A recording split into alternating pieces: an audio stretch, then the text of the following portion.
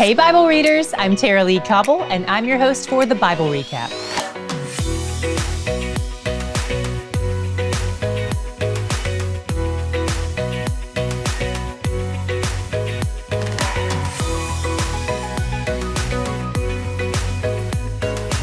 Today we read more of the songs David wrote in response to what he's been going through since Samuel privately anointed him as king. You'd think it would be a much easier path for those who were chosen to be royalty, but David's life has only gotten tougher. We started today with Psalm 17. I don't know about you, but I had a hard time with verse 1 where he claims his lips are free from deceit. I can't help but think of his pattern of lying to Achish, even though that may have been considered acceptable by wartime standards. Either way, it's probably important to note that in this psalm, David isn't saying he's morally perfect, but that he's innocent of the things he's being accused of by Saul and perhaps others. In this instance, Saul is the liar. David trusts that God will come to his rescue and even acknowledges the subtle ways God has already done that. In verse 4, David says, "With regard to the works of man, by the word of your lips, I have avoided the ways of the violent." This has been true for him with Nabal and twice with Saul. Verse 10 in particular reminded me of David's encounter with Nabal. It says, "They close their hearts to pity. With their mouths they speak arrogantly." In verse 14, David affirms that worldly men often see the benefits on this earth, and both Saul and Nabal certainly did. But it's all they'll get. They have no eternal treasure.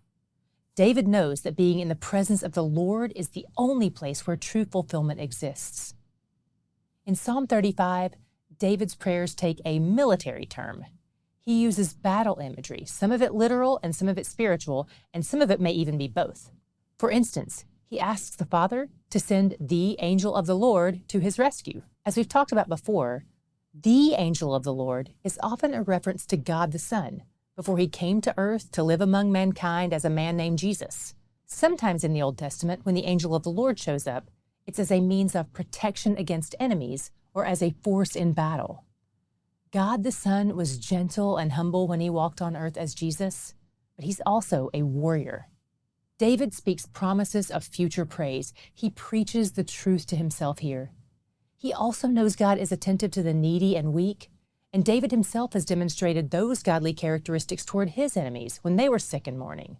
But now they're falsely accusing David, and he asks God to come to his rescue. If you've ever been misunderstood or misrepresented, you can probably relate to a lot of his pleas. And he asks God to vindicate him according to God's righteousness, not his own, and for God's name's sake, not his own. David has a proper perspective on what needs to happen here. He acts in humility while boldly praying for justice. This is not a contradiction. This is trust in God's character. Psalm 54 is about David's encounter with the Ziphites, who have twice exposed him to Saul. I wonder if it'll be hard for him to serve them well when he finally is king over them, if it'll be difficult not to hold a grudge, particularly because of what he prays in verse 5. He says, "He will return the evil to my enemies. In your faithfulness, put an end to them." It seems like he doesn't just want them to know the truth, he wants them destroyed. And of course, some of this may be hyperbolic language. It's poetry after all, so we have to hold it with a bit of an open hand. Our last psalm today was Psalm 63. It's a psalm of confidence in who God is, even though it opens with longing.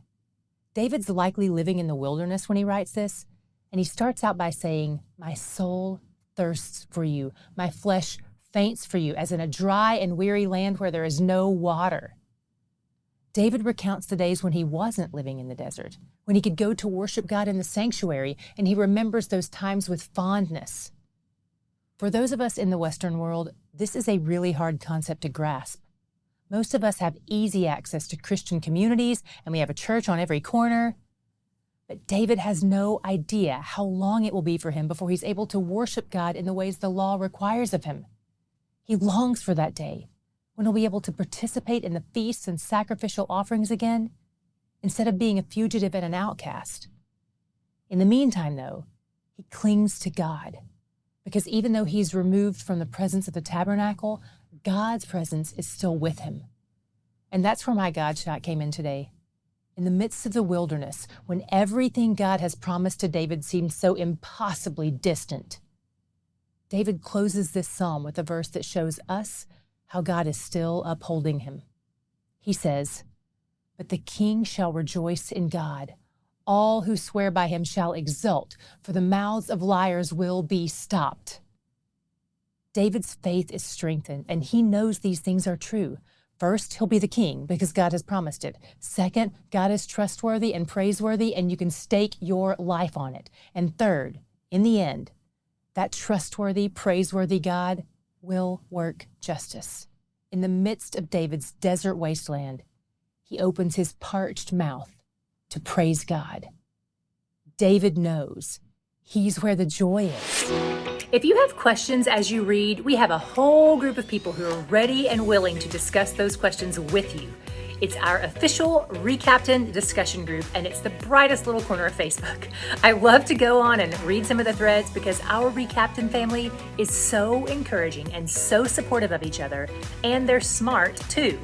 I've even updated some of the episodes based on the things I've learned there. So if you search for it on Facebook group, you're going to find that it's a closed group. That's to help us protect privacy and to keep it healthy and thriving. But don't worry, once you create a Recaptain account, we'll be ready and willing to open the door for you. It's open to all levels of Recaptains, and it's our lowest priced tier.